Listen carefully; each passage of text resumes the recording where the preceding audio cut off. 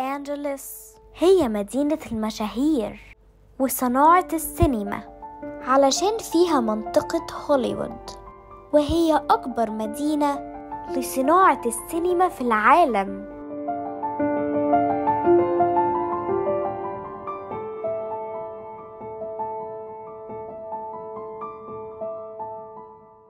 وإحنا بنزور لوس أنجلس لازم نروح منطقة بيفرلي هيلز، واللي بيجيها السياح من كل دول العالم عشان هي منطقة ترفيهية جميلة والطبيعة فيها ساحرة.